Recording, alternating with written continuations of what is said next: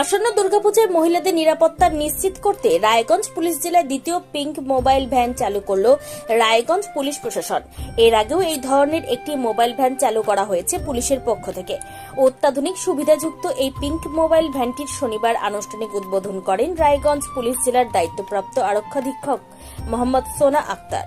সঙ্গে উপস্থিত ছিলেন রায়গঞ্জের বিধায়ক কৃষ্ণ কল্যাণী, রায়গঞ্জ পুরসভার পুর প্রশাসক সন্দীপ বিশ্বাস, অরিন্দম সরকার সহ অন্যান্যরা।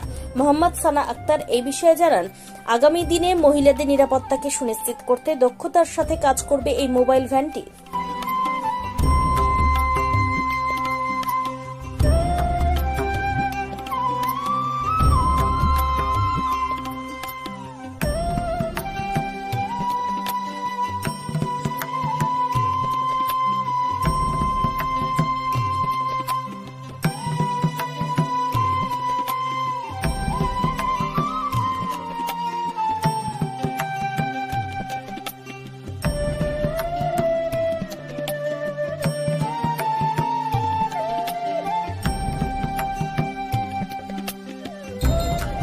আপনারা জানেন কি মহিলাদের নিরাপত্তার জন্য পশ্চিমবঙ্গ সরকারের একটা প্রাথমিকতা আছে।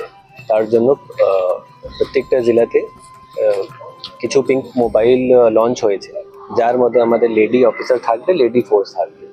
তো এই ক্রমে আমরা আজকে আমাদের কিছুদিন আগে একটা গাড়ি আমরা লঞ্চ করেছিলাম পিঙ্ক মোবাইল, আজকে সেকেন্ড ভেহিকল আমরা লঞ্চ করেছি এই পুজোর সময় বেশি বাড়তি নিরাপত্তা দেওয়ার জন্য মহিলাদেরকে।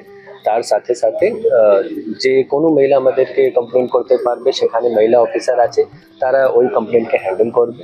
আর আমাদের একটা টাস্ক ফোর্সও তৈরি হয়েছে এই ব্যাপারে। এই যে মোবাইল হয়েছে, ভেহিকল যেটা হয়েছে, তার উপরে 360 ডিগ্রি ক্যামেরাও লাগানো আছে, যাতে কোনো একটা ঘটনাকে রেকর্ডও করতে পারে যদি কোনো জায়গায় সেরকম কোনো ইনসিডেন্ট হচ্ছে বা কেউ গন্ডগোল করছে। আর আমাদের কন্ট্রোল রুম মাধ্যমে ওদের মুভমেন্টও ট্র্যাক হচ্ছে। কোনো মহিলাদেরকে যদি রিচ করতে হয় তো আমরা আমাদের একটা উইনার্স হেল্পলাইন নাম্বার আছে, সেটা আমরা টাউনে অনেক জায়গায় লাগিয়েছি। তো সেখান থেকে ও নাম্বার থেকে কন্ট্যাক্ট করা যায়। এই গাড়িগুলো সেই মহিলাদের নিরাপত্তার জন্য ইমিডিয়েটলি মুভ করবে। এটা মূলত কোন অঞ্চলে করবে?